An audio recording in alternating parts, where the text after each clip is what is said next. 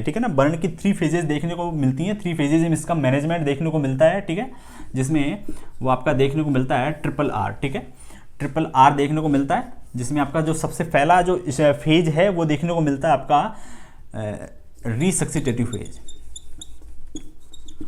रीसक्सिटेटिव phase, ठीक है, और इसी फेज को इमरजेंट फेज भी बोलते हैं, ठीक है, इमरजेंट फेज, इमरजेंट फेज। देखिए जो रीसक्सिटेटिव फेज है, जो इमरजेंट फेज है, ये फर्स्ट फेज है, ठीक है ना, ये आपका बर्न का जो फर्स्ट फेज रहने वाला है, और ये जो फेज चलने वाला है आपका, उसका जो टाइम ड्यूरेशन है वो आपका रहने वाला है कितना, इनिशियली 48 आवर्स, ठीक है ना। मतलब उस पर्सन को जब से, मतलब उस पर्सन को जब बर्न हुआ है, ठीक है ना, उस टाइम ड्यूरेशन के दौरान वहाँ से जो फर्स्ट 48 आवर्स हैं वो टाइम ड्यूरेशन आपको काउंट करना है, वो आपका रहने वाला है इमरजेंट फेज में, रीसक्सिटेटिव फेज में, समझ रहे हो। वो जो टाइम ड्यूरेशन है वो आपका काउंट होने वाला है इमरजेंट फेज में, ठीक है। और उस फेज के दौरान अब आप क्या क्या एक्शन करते हो, क्या क्या आपकी प्रायोरिटीज रहती हैं, वो हम यहाँ पे स्टडी करने वाले हैं, ठीक है। देखिए क्या हो रहा है,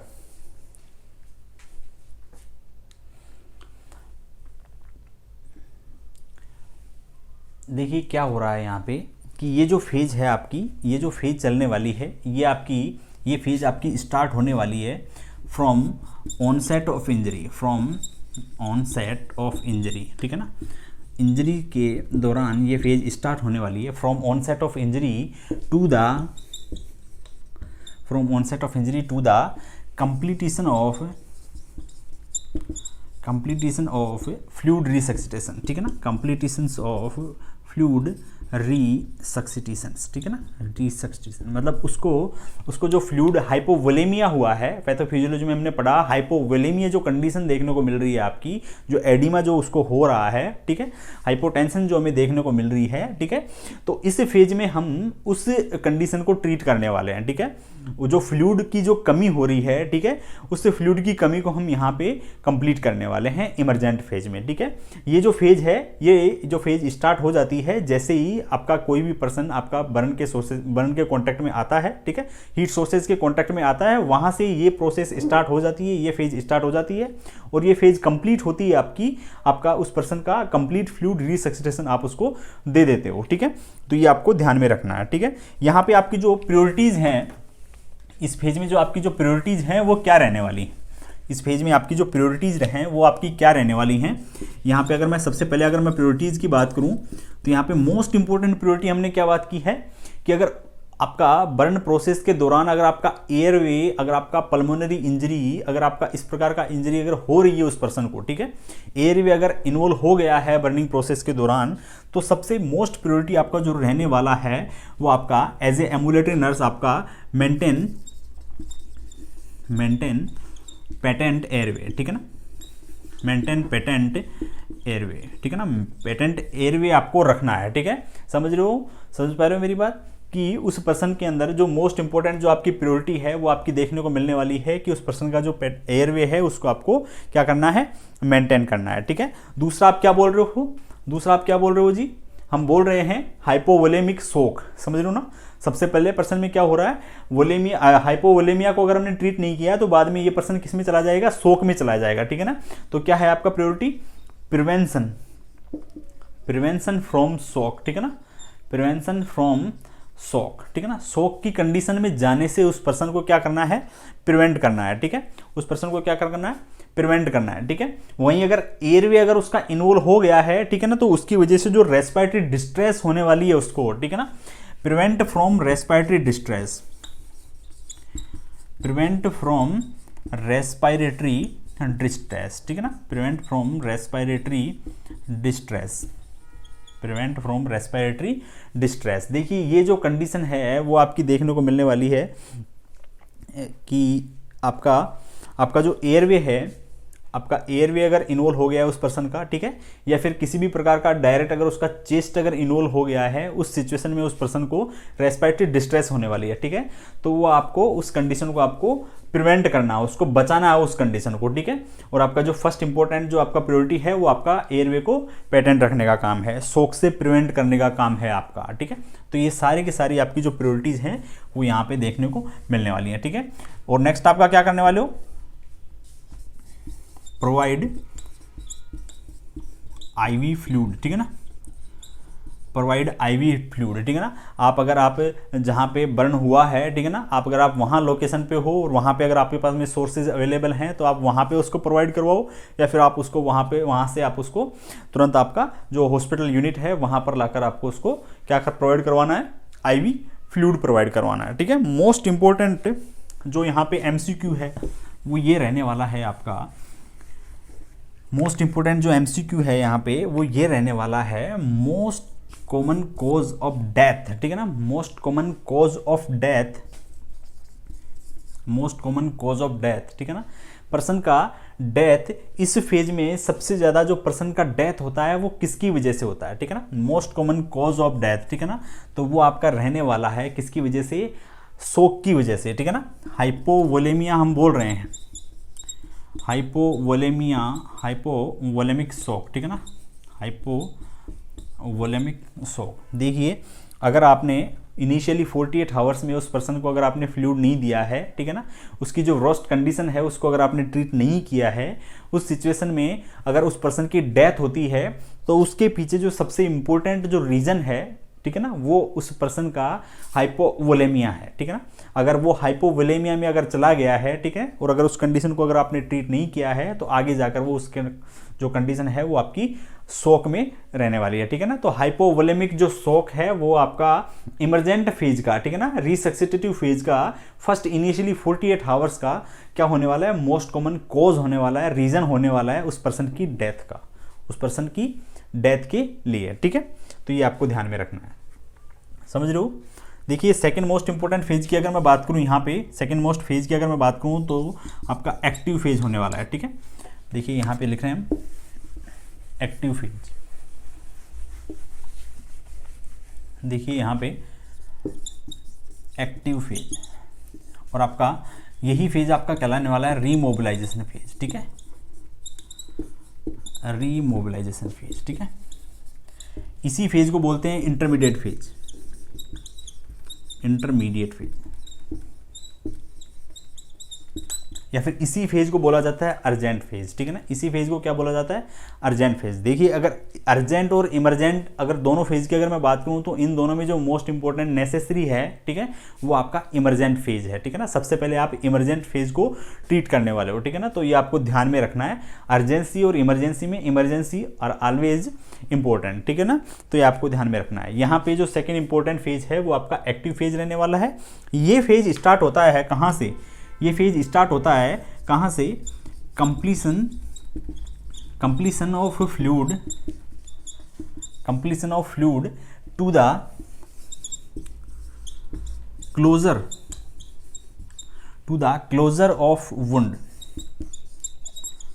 क्लोजर ऑफ वुंड, ठीक है ना। वुंड की जो क्लोजिंग है, वुंड की जो क्लोजिंग रहने वाली है वहाँ तक आपकी ये फेज चलने वाली है, वहाँ तक आपकी ये फेज परफॉर्म होने वाली है, चलने वाली है। ये ध्यान में रखना आपको। देखिए क्या हो रहा है कि ये जो फेज है आपका जो फर्स्ट फेज जहाँ पे आपका कंप्लीट हो रहा है, जो आपका इमरजेंट फेज जहाँ पे कंप्लीट हो रहा है, कंप्लीट फ्लूइड रिसक्सिटेशन आप उसको दे रहे हो, वहाँ से ये फेज स्टार्ट होती है और कंप्लीट होती है कहाँ तक कंप्लीट होती है, जो वुंड हुआ है, ठीक है ना, जो घाव हुआ है उस बर्न की प्रोसेस के दौरान जो जितनी डेप्थ तक आपकी स्किन इन्वॉल्व हुई है उसको आपको क्या करना है, क्लोज करना है, उसको आपको ट्रीट करना है, ठीक है। तो यहाँ पे जो मोस्ट इंपॉर्टेंट जो आपकी प्रायोरिटी है, यहाँ पे जो मोस्ट इंपॉर्टेंट जो आपकी प्रायोरिटी है वो आपकी देखने को मिलने वाली है, क्या देखने को मिलने वाली है, क्लोजर ऑफ वुंड, ठीक है ना, closure of wound and care, closure of wound and care. उस जो वुंड हुआ है उसको आपको क्या करना है आपको उसको आपको क्लोज करना है और उसकी केयर करना है, ठीक है ना, उसकी केयर करना है, ठीक है, साथ साथ में प्रिवेंट करना है, प्रिवेंट फ्रॉम कॉम्प्लिकेशन, ठीक है ना, prevent from complication like infection, ठीक है ना, इन्फेक्शन से उस पर्सन को क्या करना है, प्रिवेंट करना है, इन्फेक्शन से उस पर्सन को क्या करवा रहे हो आप, प्रिवेंट करवाने का काम कर रहे हो, ठीक है ना। यहाँ पे आपका इमरजेंट फेज में आपका जो मोस्ट इंपॉर्टेंट जो गोल है, जो प्रायोरिटी है, वो आपका एयरवे को पेटेंट करना है और साथ साथ में आईवी फ्लूइड प्रोवाइड करवाना है, ठीक है। जो वॉल्यूम, जो फ्लूइड का जो वॉल्यूम जो कम हो गया है उसको वापस से क्या करना है, रीस्टोर करना है, ठीक है।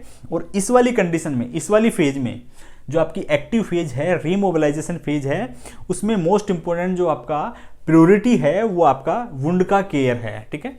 जो घाव हो गया है उस बर्न के दौरान, उस घाव को आपको क्लोज करना है और उसकी केयर करना है प्रॉपर, ठीक है ना। तो यहाँ पे आप उसकी केयर कर रहे हो, साथ साथ में प्रिवेंट कर रहे हो, ठीक है, प्रिवेंट कर रहे हो किससे, इन्फेक्शन से। अगर आपने उसकी केयर नहीं की है सही से, उस सिचुएशन में आपको वहाँ पे इन्फेक्शन देखने को मिल सकता है, सेप्सिस वाली कंडीशन देखने को मिल सकती है, ठीक है। उसके अलावा जो आपका इंपॉर्टेंट प्रायोरिटी है वो आपका रहने वाला है उस पर्सन के लिए न्यूट्रिशनल सपोर्ट, ठीक है।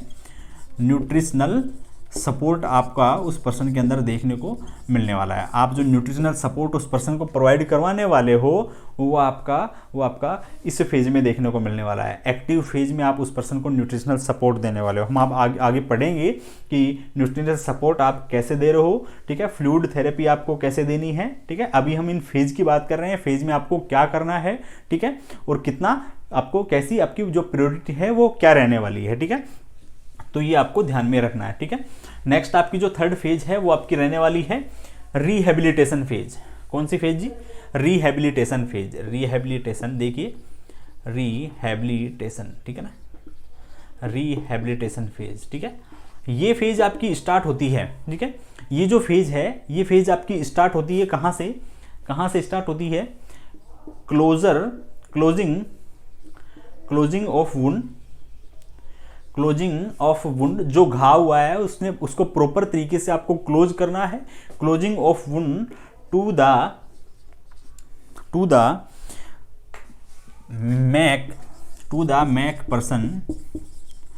मेक पर्सन सोशली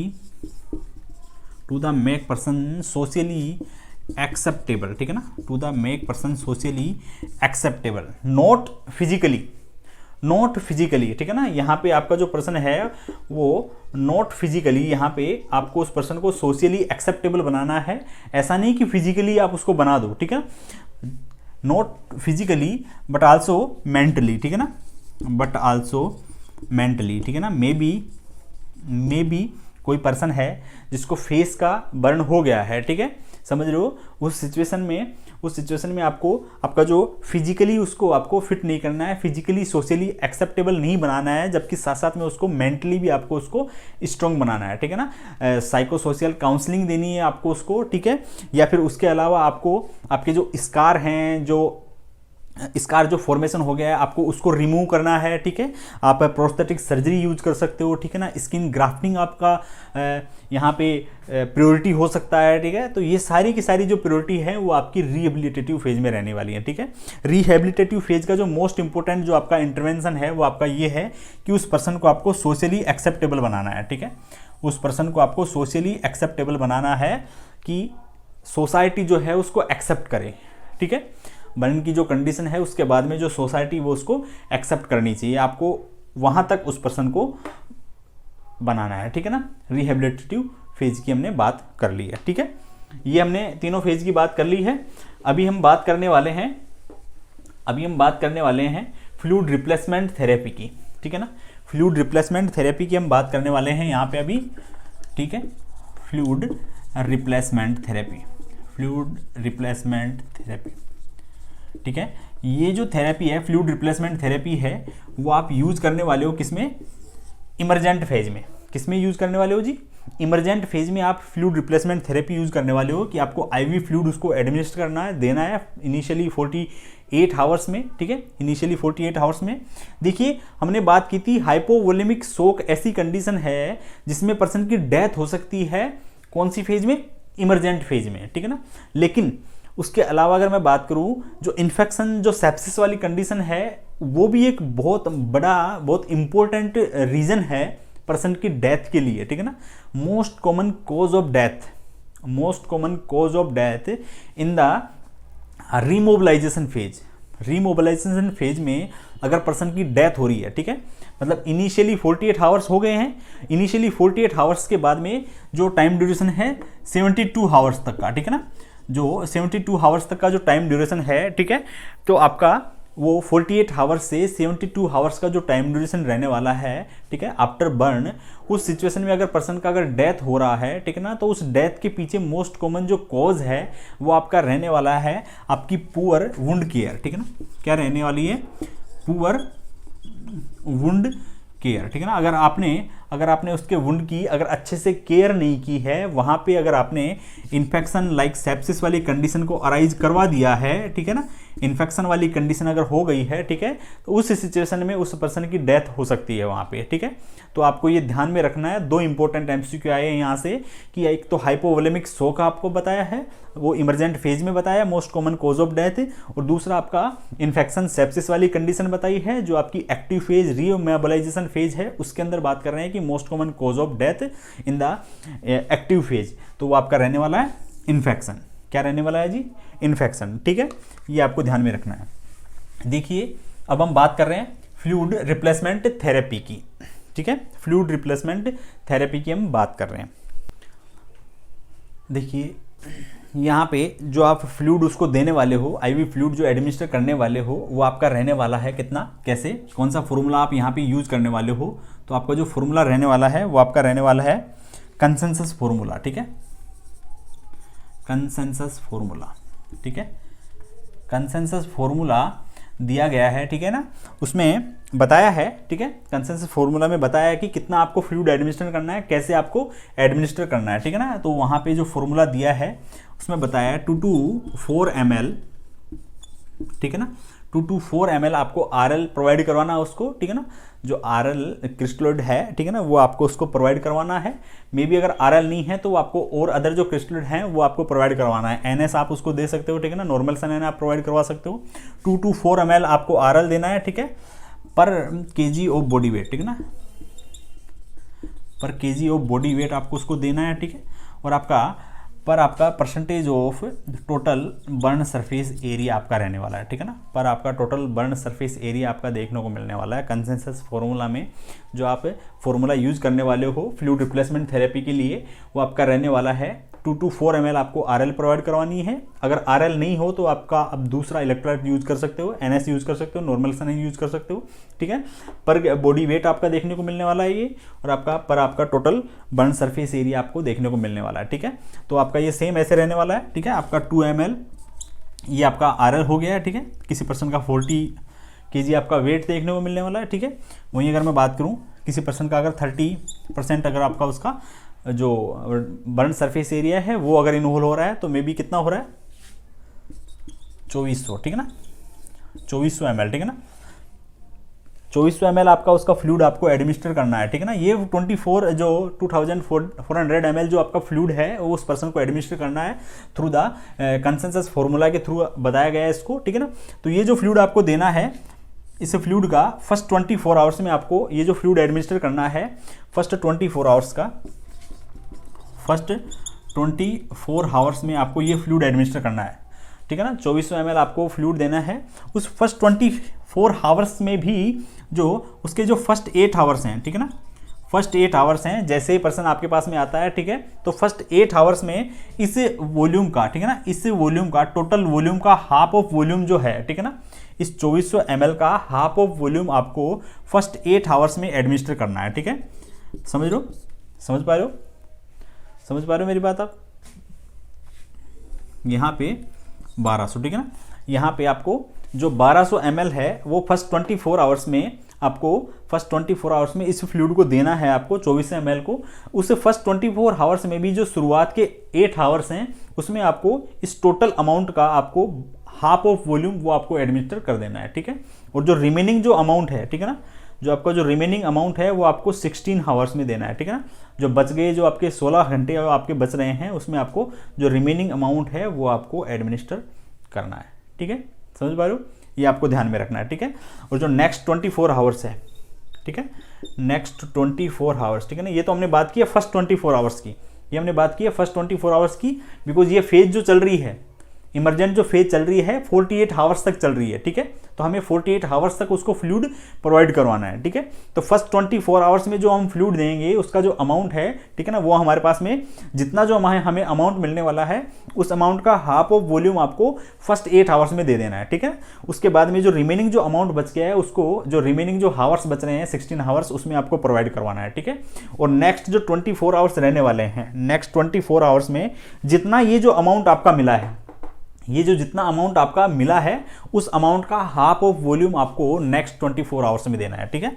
यहाँ पे आपको 1200 ml आपको नेक्स्ट 24 आवर्स में उस पर्सन को एडमिनिस्टर करना है, ठीक है। तो ऐसे आपको फ्लूइड रिप्लेसमेंट आपको उस पर्सन का करने वाले हो आप, ठीक है ना। कंसेंसस फॉर्मूला की मैं बात कर रहा हूँ। कंसेंसस फॉर्मूला हमने बता दिया, 2 to 4 ml RL आपको देना है, ठीक है, पर बॉडी वेट आपका देना है और पर आपका टोटल बर्न सरफेस एरिया आपका होने वाला है, ठीक है। वहीं अगर मैं बात करूँ इवान फॉर्मूला, ठीक है ना, इवान फॉर्मूला, ठीक है ना। इवान फॉर्मूला में क्या होने वाला है, देखिए जो इवान फॉर्मूला है उसके अंदर क्या हो रहा है, देखिए इवान फॉर्मूला में सेम ऐसा ही है, ठीक है। देखिए यहाँ पे ये जो इवान है, इन्होंने जो प्रायोरिटी जो मानी है, ठीक है ना, इन्होंने क्या किया है, जो क्रिस्टलोइड हैं उनको प्रायोरिटी ना देकर इन्होंने कोलोइड्स को प्रायोरिटी दी है, ठीक है ना। इन्होंने कोलोइड्स को प्रायोरिटी दी है, ठीक है ना। कोलोइड्स क्या है, ठीक है, कोलोइड्स क्या है, ये देखिए ये हाई ओस्मोलार ग्रेडियंट है, ठीक है ना, हाई ओस्मोलार ग्रेडियंट, ठीक है ना, हाई ओस्मोलार ग्रेडियंट हैं, लाइक दैट यहाँ पे देखने को मिलने वाला है जो ब्लड प्रोडक्ट्स हैं, ठीक है ना, हमें जो हमारे जो ब्लड प्रोडक्ट्स हैं वो हमें कोलोइड्स में काउंट करते हैं हम उनको, लाइक दैट एल्ब्यूमिन, ठीक है ना, लाइक दैट एल्ब्यूमिन, ठीक है ना। तो यहाँ पे जो इवान ने क्या किया है, इवान ने हमें बताया है कि यहाँ पे जो पर्सन है उसको जो इलेक्ट्रोलाइट्स हैं, जो क्रिस्टलोइड हैं, उनसे ज़्यादा उसको कोलोइड की ज़रूरत रहने वाली है फर्स्ट फेज में, ठीक है ना। तो उसने कोलोइड्स को प्रीफर किया है उस पर्सन को सबसे पहले, ठीक है ना। तो बताया है कि 1 ml, ठीक है ना, आपका 1 ml आप उसको कोलोइड देने वाले हो, मतलब आपका जो एल्ब्यूमिन है, जो ब्लड प्रोडक्ट है, आप उसको देने वाले हो, 1 ml आपको उसको देने वाले हो पर kg ऑफ बॉडी वेट, ठीक है ना, पर kg ऑफ बॉडी वेट आप उसको देने वाले हो, और आपका percentage of total TBSA, total burn surface area, ठीक है। तो ये आपका इवान है, उन्होंने इसको बताया है कि आपको जो प्रायोरिटी है वो आपको रखनी है किसकी, कोलोइड्स की, ना कि क्रिस्टलोइड की, ठीक है ना। प्रायोरिटी में आपको उसको कोलोइड्स देने हैं और कोलोइड्स में जो भी आपके ब्लड प्रोडक्ट हैं, एल्ब्यूमिन है, वो आपको उस पर्सन को एडमिनिस्टर करना है और उसका जो अमाउंट है वो आपका रहने वाला है 1 ml आपको रहने वाला is equal to per body weight आपका रहने वाला है is equal to total burn surface area रहने वाला है, ठीक है। वहीं अगर मैं बात करूँ, इसने सेकेंड प्रायोरिटी में इसको जो देखने को मिल रहा है वो आपको देखने को मिल रहा है क्या, सेम आपका जो सेकेंड प्रायोरिटी है उसमें इन्होंने इलेक्ट्रोलाइट्स को बताया है, ठीक है। इलेक्ट्रोलाइट्स में भी इसने सेम यही फॉर्मूला यूज किया है, 1 ml आपका equal is total body surface area, total body wait के हिसाब से इसने काउंट किया है, ठीक है। और जो देने का जो अमाउंट है, ठीक है ना, देने का जो एडमिनिस्ट्रेशन का जो तरीका है आपका वो सेम रहने वाला है आपका इस फेज में, कि फर्स्ट 8 आवर्स में total half of volume administer करना है, फर्स्ट 24 आवर्स में आपका जो रिमेनिंग अमाउंट है वो 16 आवर्स में जाता रहेगा। नेक्स्ट 24 आवर्स का जो अमाउंट है उसका टोटल जो अमाउंट रहने वाला है उसका हाफ ऑफ वॉल्यूम आपको नेक्स्ट 24 आवर्स में देना है, ठीक है। तो यहाँ पे आपको 1 ml आपको जो ब्लड प्रोडक्ट एल्ब्यूमिन है उसका यूज करवाया गया है इवान्स के द्वारा, कोलोइड्स मोस्ट प्रिफरेबल यूज करवाए गए हैं, इलेक्ट्रोलाइट्स भी यूज करवाए गए हैं, RL NS आप यूज दे सकते हो उसको, लेकिन उसका भी इन्होंने जो फॉर्मूला दिया है वो सेम है आपका 1 ml पर बॉडी वेट आपका पर टोटल बर्न सरफेस एरिया आपको देखने को मिलने वाला है, ठीक है। अब मैं नेक्स्ट बात कर रहा हूँ ब्रोक फॉर्मूला, ठीक है ना, broke army formula, broke army formula, broke army formula. देखिए इसमें क्या था, ब्रोक आर्मी फॉर्मूला में क्या था, ब्रोक आर्मी फॉर्मूला में क्या था बताइए। देखिए इन्होंने भी सेम जो इवान है उसकी तरह इन्होंने भी जो प्रायोरिटी है वो कोलोइड्स को ही दी है, ठीक है ना। इन्होंने भी जो प्रायोरिटी है वो कोलोइड्स को ही दी है, ठीक है ना। तो आपको यहाँ पे ये ध्यान में रखना है, कोलोइड्स में इन्होंने बताया कि 0.5 ml, ठीक है ना, 0.5 ml आपको यूज करना है, ठीक है ना। टोटल जो उसका वेट है वो आपको रखना है और टोटल उसका जो परसेंटेज जो आपका बर्न सरफेस एरिया है उसका आपको परसेंटेज काउंट करना है, ठीक है। तो ये आपको ध्यान में रखना है। अकॉर्डिंग टू ब्रोक इन्होंने ये बताया, इवान ने यहाँ पे 1 ml लिया है जबकि ब्रोक ने यहाँ पे 0.5 ml ये आपको कोलोइड्स आपको एडमिनिस्टर करवाने के लिए बोल रहा है, ठीक है ना, ब्रोक, ठीक है। वहीं अगर मैं बात करूँ यहाँ पे इलेक्ट्रोलाइट्स, ठीक है ना, वहीं अगर मैं यहाँ पे बात करूँ इलेक्ट्रोलाइट्स जो रहने वाले हैं आपके, ठीक है ना, क्रिस्टलोइड जो रहने वाले हैं आपके वो देखने को मिलने वाले हैं हमें कितना, आपका 1.5, कितना जी 1.5 ml पर केजी आपका percentage of total burn surface area, पर केजी ऑफ 1.5 ml पर KG of total burn surface area, ठीक है ना। ये आपका फॉर्मूला आपका ब्रोक ने दिया है, जिसमें मोस्ट इंपॉर्टेंट जो है यहाँ पे वो यहाँ पे 0.5 ml इसका चेंजेज है, ठीक है ना। ये आपका 1.5 ml है, ये आपको ध्यान में रखना है, जबकि वहाँ पे उन्होंने 1 ml दिया है, ठीक है ना। उसके अलावा जो आपका फर्स्ट जो सिंथेसिस फार्मूला है वहाँ पे उसका आपका कितना देखने को मिल रहा है, उसने आपको क्रिस्टलोइड्स की प्रायोरिटी बताई है कि उसको सबसे पहले क्रिस्टलोइड की ज़रूरत है और उसने RL या NS को प्रेफर किया है, ठीक है। तो ये आपको ध्यान में रखना है। सेम ऐसे ही आपको ये जो प्रोवाइड करवाना है उसका वही आपका रहने वाला है। First 24 hours and next 24 hours. First 24 hours में आपका फर्स्ट 24 आवर्स में जो शुरुआत के जो 8 आवर्स हैं उसमें टोटल अमाउंट जो रहने वाला है उसका टोटल अमाउंट का हाफ ऑफ वॉल्यूम आपको फर्स्ट 8 आवर्स में देना है, ठीक है। वहीं अगर मैं बात करूं नेक्स्ट जो 16 आवर बच गए हैं उसमें आपको जो रिमेनिंग जो हाफ ऑफ वॉल्यूम है उसको एडमिनिस्टर करना है, ठीक है। और जो दूसरे जो 24 आवर्स हैं, ठीक है ना, दूसरे जो 24 आवर्स हैं उसमें टोटल अमाउंट का हाफ ऑफ वॉल्यूम आपको एडमिनिस्टर करना है, ठीक है। ये आपको ध्यान में रखना है। ये सारे के सारे फॉर्मूला हैं जो आपको ध्यान में रखने हैं, ठीक है ना। मोस्ट इंपॉर्टेंट यहाँ पे जो फॉर्मूला है, मोस्ट इंपॉर्टेंट जो फ्लूइड रिप्लेसमेंट जो फॉर्मूला यहाँ पे हम बात कर रहे हैं वो हमारा पार्कलैंड फॉर्मूला रहने वाला है, ठीक है ना। बहुत बार MCQ आए हैं, बहुत बार, और बहुत ही इंपॉर्टेंट है, ठीक है ना, बहुत ही पार्कलैंड फॉर्मूला, ठीक है ना। पार्कलैंड ने जो बताया है, ठीक है, वो 4 ml RL के लिए इन्होंने प्रेफरेंस दी है, ठीक है। रिंगर लैक्टेट के लिए इन्होंने प्रेफरेंस दी है, ठीक है। क्रिस्टलोइड को इन्होंने प्रेफरेंस बताया है, ठीक है ना। Is equal to total body weight, is equal to total body weight और आपका टोटल बर्न सरफेस एरिया, ठीक है ना। ये सारे के सारे जो यहाँ से जो इसके जो फॉर्मूला की जो MCQ हैं वो सारे आपको वहाँ हमारा जो टेलीग्राम ग्रुप है वहाँ पे देखने को मिलने वाले हैं। आप जाके वहाँ से सोल्व कर सकते हो, ठीक है ना। जो प्रीवियस एग्जाम में क्वेश्चन आए हुए हैं उनको सारे आपको वहाँ पे देखने को मिलने वाले हैं, ठीक है। तो आप यहाँ पे फॉर्मूला समझ लीजिए, वहाँ पे आप आपका जो MCQ हैं उनको आप सोल्व कर सकते हो, ठीक है ना। ध्यान रखिए मेरी बात, ठीक है। तो 4 ml आपको RL रिंगर लैक्टेट का आपका यूज करवा रहा है आपका पार्कलैंड, ठीक है। और आपका जो टोटल बॉडी वेट है वो आपका यूज करवा रहा है, साथ साथ में आपका टोटल बर्न सरफेस एरिया है उसको इसने इन्वॉल्व किया है, ठीक है ना। तो ये आपका फॉर्मूला रहने वाला है लाइक दैट। जैसे अब मैं बात करूँ वही आपका 4 ml आपका RL रहने वाला है, ठीक है। किसी पर्सन का 70 kg वेट है, ठीक है। अगर उस पर्सन के अंदर 20% अगर बर्न देखने को मिल रहा है, ठीक है ना, टोटल बर्न सरफेस एरिया अगर इन्वॉल्व हो रहा है तो जो आपका जो अमाउंट आने वाला है, ठीक है ना, उसका फर्स्ट 24 आवर्स में 8 आवर्स में आपका हाफ ऑफ वॉल्यूम देना है और नेक्स्ट 16 आवर्स में आपका उसका रिमेनिंग अमाउंट देना है, नेक्स्ट 24 आवर्स में उसका हाफ ऑफ वॉल्यूम आपको प्रोवाइड करवाना है, ठीक है। ये आपका ध्यान में रखना है। ये इसका आपका जो फ्लूइड रिप्लेसमेंट है वो आपका देखने को मिलने वाला है, ठीक है। नेक्स्ट इंपॉर्टेंट जो फेज है हमने बात की थी किसकी, नेक्स्ट इंपॉर्टेंट जो फेज थी जो हमारी जो हमारा जो देखिए मैं बात करूं कि जो हमारा जो एक्टिव फेज है, इमरजेंट फेज है, वो हमारा रहने वाला है। Active phase and emergent phase में हमने बताया था कि न्यूट्रिशनल सपोर्ट प्रोवाइड करवाना है, ठीक है। तो आपका जो न्यूट्रिशनल रिप्लेसमेंट जो आप देने वाले हो उसको, ठीक है ना, न्यूट्रिशनल रिप्लेसमेंट, ठीक है ना, न्यूट्रिशनल रिप्लेसमेंट आप उसको करने वाले हो, वो आप उसको कितना करने वाले हो, कैसे करने वाले हो, ठीक है। तो उसके लिए भी एक फॉर्मूला है, ठीक है ना, वो आपको ध्यान में रखना है, डेवाइस फॉर्मूला, ठीक है, डेवाइस फॉर्मूला, ठीक है, डेविस फॉर्मूला आपको ये ध्यान में रखना है।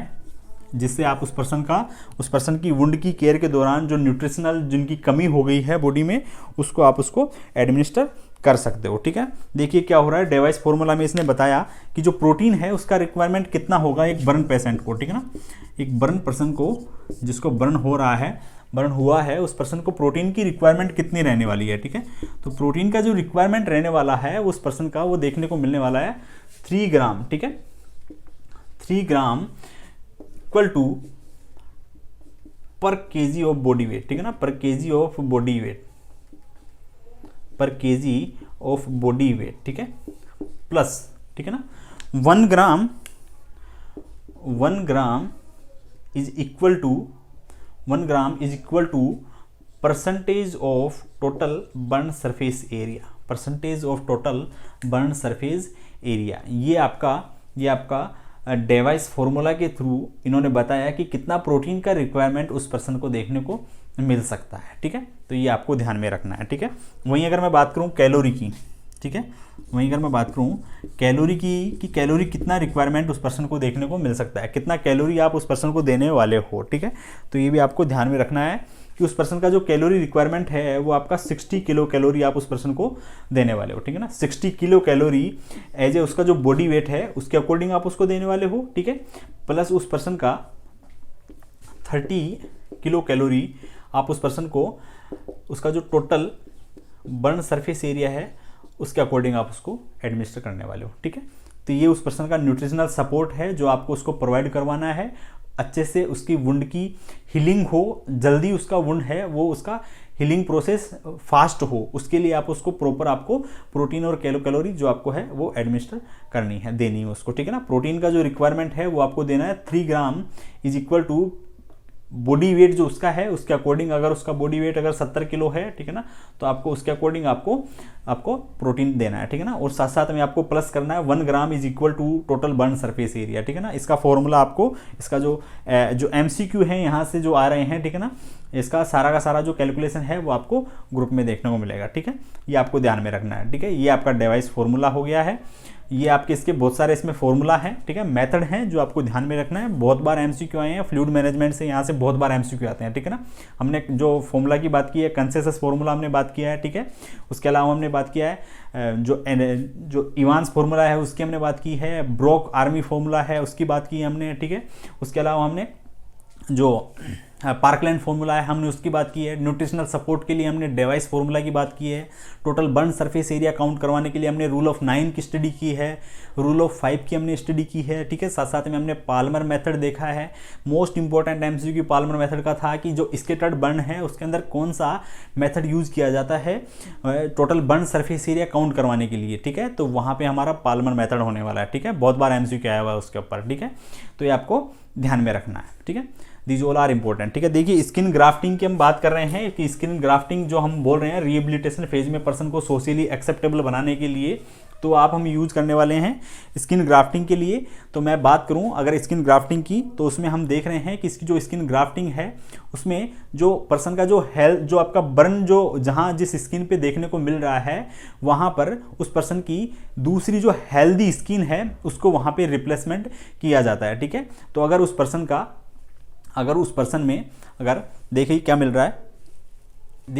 रहा है, देखिए अगर स्किन ग्राफ्टिंग अगर आप कर रहे हो उस पर्सन में, तो अगर आप ऑटो ग्राफ्टिंग कर रहे हो, ठीक है ना, ऑटो ग्राफ्टिंग मीन्स अगर मैं बात करूं तो यहाँ पे सेम वही पर्सन जिसको बर्न हुआ पड़ा है, ठीक है ना, बर्न हो रखा है उस पर्सन को, उस पर्सन की जो हेल्दी स्किन है अगर आप उसको उठाकर, ठीक है, उसको वहाँ से रिप्लेस करके अगर आप वहाँ पे अगर लगा रहे हो, एडमिनिस्टर कर रहे हो, ठीक है ना, तो उस सिचुएशन में जो स्किन ग्राफ्टिंग है वो ऑटो ग्राफ्टिंग कहलाने वाली है। ठीक है, वहीं अगर मैं बात करूं आपका जो होमोग्राफ्टिंग की अगर मैं बात करूं यहाँ पे, तो जो सेम जो आपका ह्यूमन बीइंग्स हैं, ठीक है ना, सेम जो ह्यूमन बीइंग्स हैं अगर उनकी अगर हम अगर स्किन अगर यूज कर रहे हैं, रिप्लेस कर रहे हैं, ठीक है, तो वो आपका होमोग्राफ्टिंग कहलाने वाला है। ठीक है, वहीं आपका अगर मैं बात करूं हेटेरोग्राफ्टिंग में हम जो एनिमल स्पीसीज हैं, ठीक है ना, उनका स्किन हम यूज कर रहे हैं, रिप्लेस कर रहे हैं हमारा जो बर्न की कंडीशन के दौरान जो स्किन जो डैमेज हो गया है वहाँ पे, ठीक है ना।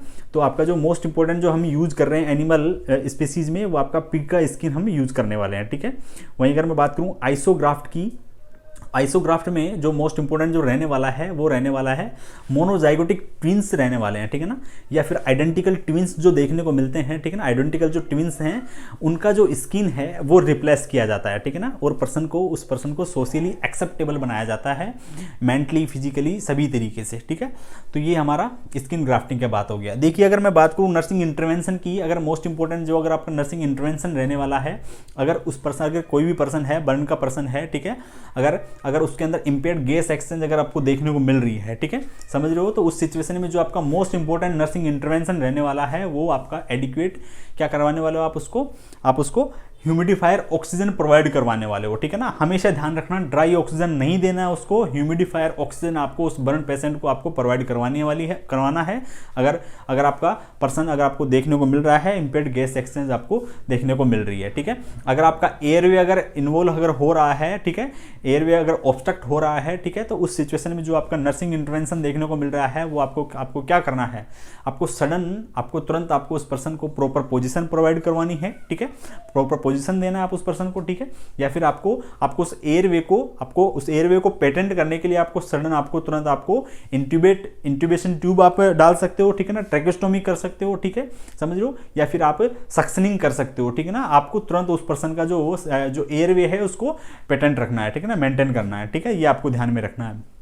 फ्लूइड अगर आपको फ्लूइड इम्बैलेंस अगर हो रहा है, उस पर्सन को बहुत ज़्यादा फ्लूइड इम्बैलेंस अगर देखने को मिल रहा है, बहुत लेट टाइम में आपके पास में पर्सन पहुंचा है, तो आपका जो मोस्ट इंपॉर्टेंट जो प्रायोरिटी रहने वाला है वो आपका क्या रहने वाला है, आपको आईवी फ्लूइड उसको एडमिनिस्टर करना है, ठीक है ना। आईवी फ्लूइड के साथ साथ में आपको ये ध्यान में रखना है हाइपोवोलेमिक और हाइपरवोलेमिक के जो साइन एंड सिम्टम्स हैं वो आपको ध्यान में रखने हैं कि सडन हाइपोवोलेमिक में जा रहा है तो क्या क्या साइन सिम्टम्स देखने को मिलेंगे, ठीक है ना। डिहाइड्रेशन की जो कंडीशन है उसमें क्या क्या साइन सिम्टम्स देखने को मिल रहे हैं, या फिर हाइपरवोलेमिक की कंडीशन में आपने बहुत ज़्यादा फ्लूइड दे दिया है, उस सिचुएशन में पर्सन हाइपरवोलेमिक की कंडीशन में चला गया है, तो आपको वो सारे के सारे साइन सिम्टम्स असेस करना है, ठीक है। आपको जो यूरिन आउटपुट है उसको आपको असेस करना है, ठीक है, यूरिन आउटपुट का आपको असेसमेंट करना है, ठीक है, तो ये आपको ध्यान में रखना है। उसके अलावा ये जो आपका वाइटल साइंस है उसका आपको रेगुलर मॉनिटरिंग करते रहना है, ठीक है ना, कार्डियक मॉनिटरिंग करना है, ये आपका जो नर्सिंग इंटरवेंशन है वो आपका रहने वाला है, ठीक है।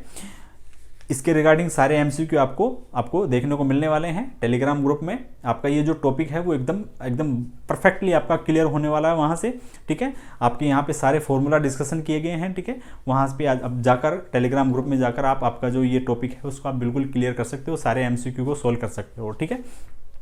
थैंक यू सो मच, और हमारे चैनल को लाइक शेयर सब्सक्राइब कर दीजिए, ठीक है। Thank you.